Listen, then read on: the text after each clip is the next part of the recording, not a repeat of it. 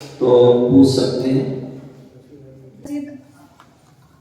सिद्ध होते हैं ना, सिद्ध कई तरह से केवल ज्ञान होता है ना। जैसे उपसर्ग हुआ राजकुमार मुनि पे या सुकुमार मुनि पे, तो उपसर्ग के बाद केवल ज्ञान हुआ। केवल ज्ञान का तुरंत मोक्ष हो गया कि उनका कुछ दिन केवल काल था। ऐसा है जिसमें जैसे पारसनाथ मुनिराज पर उपसर्ग हुआ और उसके बाद केवल ज्ञान होने पर उनकी दिव्य ध्वनि गिरी आदि खिली बहुत काल तक, और उसके बाद उनको मोक्ष हो गया। कुछ ऐसे भी मुनिराज आदि हुए जैसे पांडव मुनिराज, जिनमें 3 पांडव को जिनको मोक्ष हुआ तो उनको उपसर्ग हुआ, और उपसर्ग में ही जो है उनको जो है सहते सहते समता भाव से केवल ज्ञान हुआ और उनको मोक्ष हो गया। संजय आदि मुनिराज जिनको देवों ने समुद्र में फेंक दिया, उन्होंने समता भाव से अपनी साधना की, ध्यान किया, और उसके बाद जो है उसी समय उनको केवल ज्ञान हुआ और उनके लिए मोक्ष की प्राप्ति हुई। ठीक है ना। तो इस प्रकार से हमें उपसर्ग कैसा हुआ वैसा हमें समझना चाहिए। सामान्य यदि उपसर्ग हुआ तो उसमें जो है वह उपसर्ग जो होने पर या उपसर्ग केवल ज्ञान हो जाता है और दिव्य ध्वनि भी खिल सकती है। ठीक है ना। अन्यथा जो ज्यादा विशेष उपसर्ग हुआ तो केवल ज्ञान हुआ और उसी समय को मोक्ष भी हो सकता है। ऐसा हमें उसको जानना चाहिए। कल केवल ज्ञान और मोक्ष एक साथ होगा। हाँ, अंतर्मुख के अंदर, अंतर्मुख के अंदर, अंतर्मुख के अंदर वो हो सकता है। ठीक है ना। अम्मा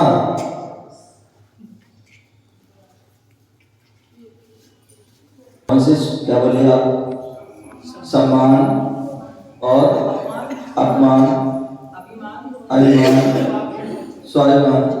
वैसे तो केवल 2 चीजें हैं, केवल 2 चीजें हैं, सम्मान और मान। एक ही क्या है? सम्मान, और ये क्या है? मान। जब व्यक्ति को जो है अपने आप में मान होता है तभी वो सम्मान चाहता है। ठीक है ना।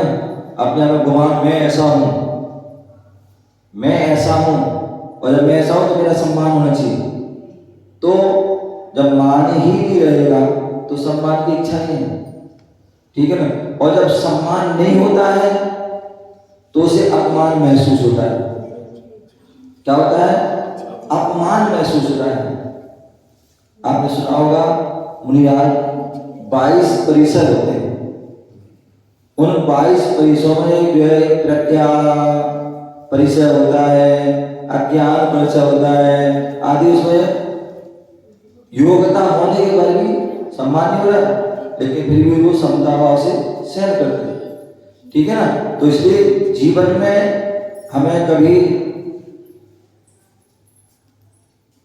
शास्त्र में बताएगा 8 प्रकार के जो है मान के कारण हैं। मद बोलो, अभिमान बोलो, घमंड बोलो, गर्व बोलो, ईगो बोलो आदि, उनको अनेक नाम से जानते हैं। तो 8 कारणों से जो है ज्ञान के कारण है। मतलब जो अभिमान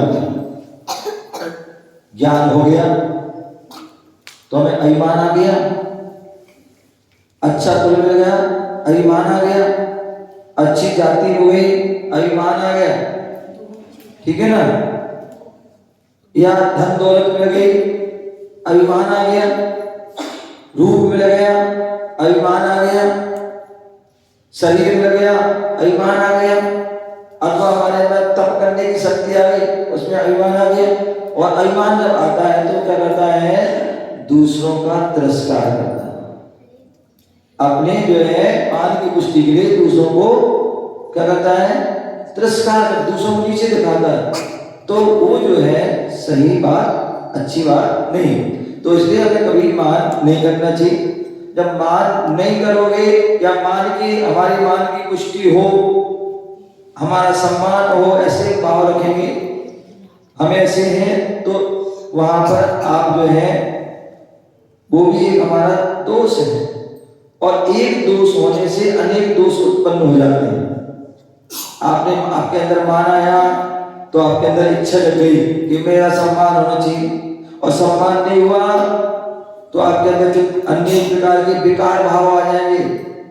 आपके अंदर क्रोध, मान, माया, लोभ आदि अनेक प्रकार की जो है ये विकृति आ जाएगी, और उस विकृति में आप पता नहीं क्या क्या कर दोगे। तो इसलिए जो है ना हमें मान रखना है और ना ही सम्मान की इच्छा करना है। बोले अगर हम मांग करके, चाह करके हमें सम्मान हुआ, सम्मान मिला, तो वो सम्मान नहीं। जो बिना मांगे अपने आप स्वतः व्यक्ति करे वो वास्तविकता में सम्मान होता है। वो हमारी जो है अच्छाई है, हमारी वो जो है खूबी, विशेषता लोगों ने जानी और उसके उन्होंने सम्मान दिया, आदर किया। बोले खुद को इतना बुलंद कर कि खुदा भी तुमसे पूछे कि तेरी रजा है। तो इसलिए ना हमें मान करना है, ना हमें जो है सम्मान की जो है भावना बना, लेकिन स्वाभिमान जरूर रखना। क्या? स्वाभिमान जरूर रखना, स्वाभिमान में ध्यान रखना। कहते हैं जैसे भैया जब तक भैया बुलाएगा हम किसी घर नहीं जाएंगे, ये क्या है? हमारा स्वाभिमान है। यदि किसी ने नहीं बुलाया तो हम नहीं जाएंगे, क्योंकि ये हम गए और उसने जो है दरवाजे नहीं खोले, हमें अंदर नहीं बुलाया, हमारे हमारे लिए जो है जो आवभगत करना चाहिए वो नहीं करी उसने, तो इसलिए बिना उसके तो अपना सम्मान, अपना जो है स्वाभिमान रखिए। हम जैन कुल में जन्म लिया, उसका स्वाभिमान रखिए। हमसे ऐसा कोई काम ना हो जाए, हमसे ऐसा कोई कार्य ना हो जाए जिससे हमारा स्वाभिमान नष्ट हो। कितने ऐसे हमारे राजा महाराजा हुए जिन्होंने अपने स्वाभिमान की रक्षा के लिए, अपने परिवार की रक्षा के लिए स्वाभिमान की रक्षा, अपने जो है राज्य के स्वाभिमान की रक्षा, अपने देश की स्वाभिमान की रक्षा के लिए अपने प्राणों तक की जो है निछावर करती, अपना धन वैभव ने जो है निछावर कर दिया। महाराणा प्रताप आदि, शिवाजी आदि कितने इतिहास उठाइए जिन्होंने जो है अपने जो है स्वाभिमान के और देश के स्वाभिमान के लिए सब कुछ उन्होंने जो है नष्ट हो गया उनका, जंगलों में रहना पड़ा। सामान्य जो है सामान्य प्राणी जैसा उन्हें जीवन जीना पड़ा, किसके कारण? स्वाभिमान के रक्षा। राजा हरिश्चंद्र जिन्होंने अपने स्वाभिमान की रक्षा के लिए मरघट में नौकरी करना पड़ी, अपने बीवी बच्चों को बेच दिया गया। ब्रह्मी सुंदरी ने अपने पिता के स्वाभिमान की रक्षा के लिए, अपने पिता के स्वाभिमान की रक्षा के लिए उन्होंने क्या किया? बोले आजीवन ब्रह्मचर्य धारण कर दिया। बोले हम शादी करेंगे, हमारे पिता को झुकना पड़ेगा, और 3 लोग के नाथ जो है वो झुके, ऐसा नहीं होगा। क्या कर दिया उन्होंने? आजीवन ब्रह्मचर्य।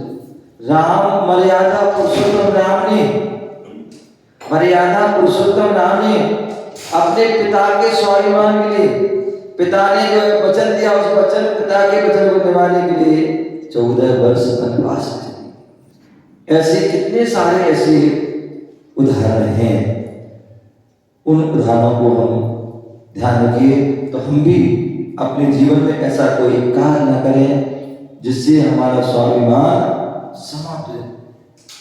तो उस स्वाभिमान को ध्यान रखें। हम जिस कुल में जन्म लिया, जिस धर्म में जन्म लिया, जिन देव शास्त्रों का भी स्वाभिमान रखिए। कहीं पर कोई तुम्हारे धर्म की बुराई कर रहा हो, तुम्हारे परमात्मा की बुराई कर रहा हो, तुम्हारे गुरुओं की बुराई कर रहा हो, तुम्हारे आगम की बुराई कर रहा हो, तुम सुनते रहो, तो तुमने जब धर्म की और धर्मात्माओं की स्वाभिमान का ध्यान रखा तो तुम्हारा कोई अस्तित्व नहीं रहेगा। तो इसलिए उस स्वाभिमान को हमें ध्यान रखना है। मान और सम्मान का ध्यान रखो या ना रखो, लेकिन स्वाभिमान का हमेशा हमें ध्यान रखना चाहिए। ठीक है ना? तो इस प्रकार से इसको हमें जानना चाहिए। तो मैं बता रहा था कि वो एक अम्मा थी वो नहीं आई। उन्होंने कल प्रश्न पूछा था। क्या पूछा था? कि जो कर्म फल चेतना, कर्म चेतना और ज्ञान चेतना, कर्म चेतना, ज्ञान चेतना, कर्म फल चेतना। वही तो मैंने बोला कर्म फल चेतना, कर्म चेतना, ज्ञान चेतना। ठीक है ना? तो एक जो चेतना के बारे में पूछा था उन्होंने, द्रव्य संग्रह हम ग्रंथ पढ़ते हैं और द्रव्य संग्रह ग्रंथ के 15वें नंबर की गाथा आदि के माध्यम से वहां पर अजीव और जीव इन द्रव्यों का वर्णन करते हुए अजीवो पुण्यवो भूकल धम्मो अदम आयासम कालो भूकल मुक्त रूपादि गुणों मुक्ति से साधु, ये परिभाषा है। तो आप जो अजीव द्रव्य के बारे में वर्णन किया, अजीव द्रव्य क्या है? तो बोले जो जिसमें चेतना नहीं पाई जाए वो अजीव द्रव्य है। क्या? जिसमें चेतना नहीं पाई जाए वो अजीव द्रव्य है, और जिसमें चेतना पाई जाए वो जीव द्रव्य है।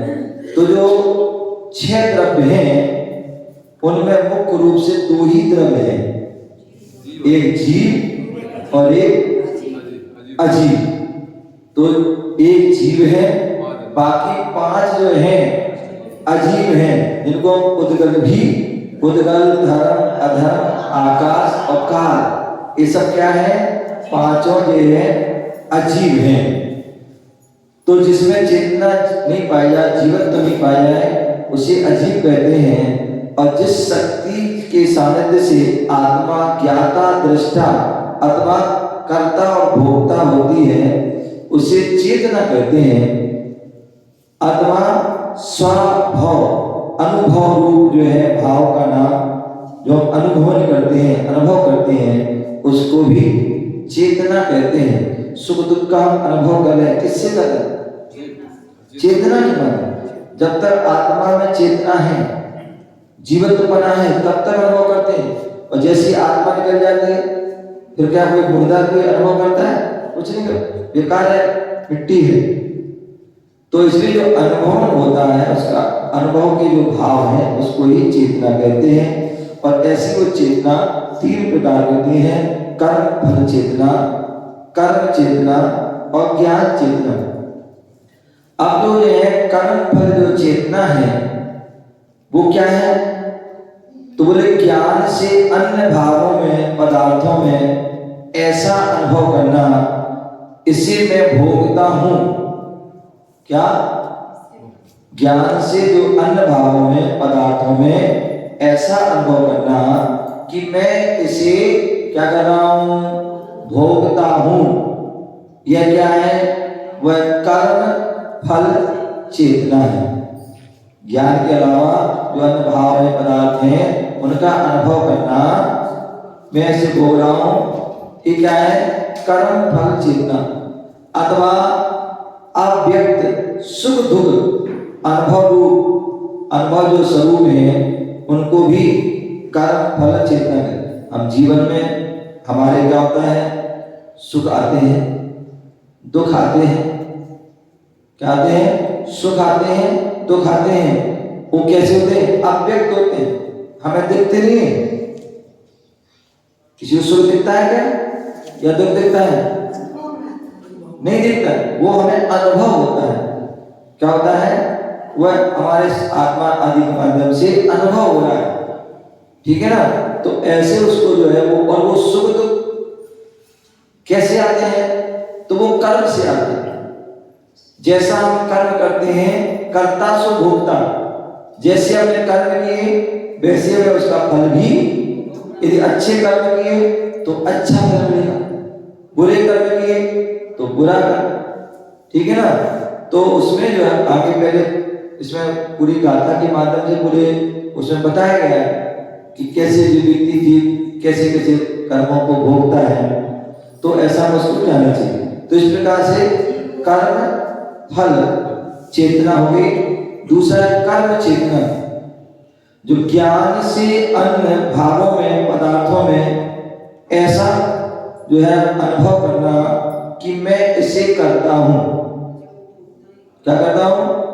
मैं पहले में था, मैं भोग रहा हूं, कर्म फल को भोग रहा हूं।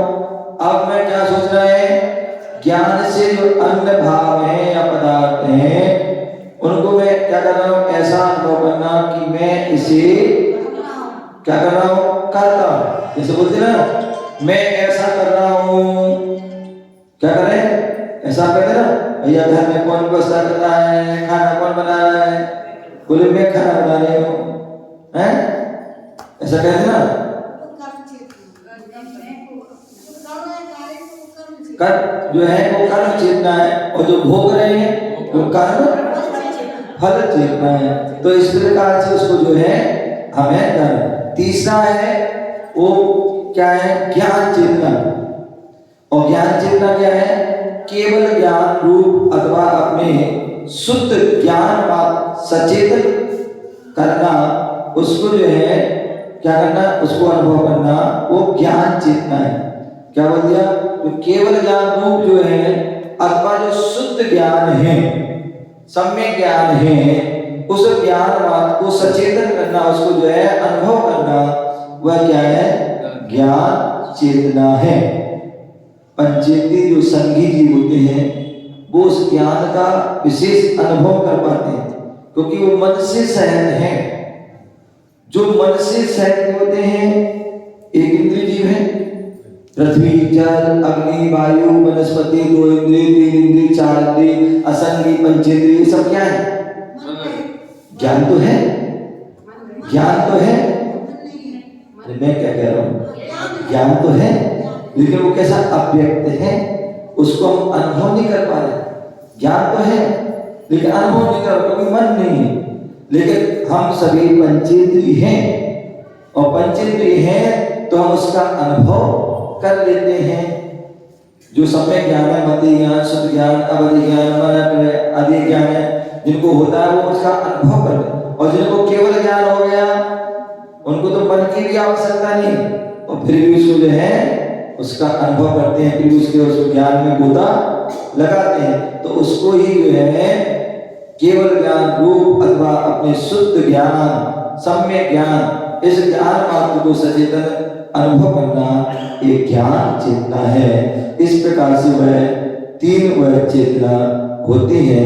उन तीन चेतनाओं का हर समय चिंतन ध्यान मनन आदि करते हैं, वही हमारे स्वरूप है, ऐसा हमें जानना चाहिए।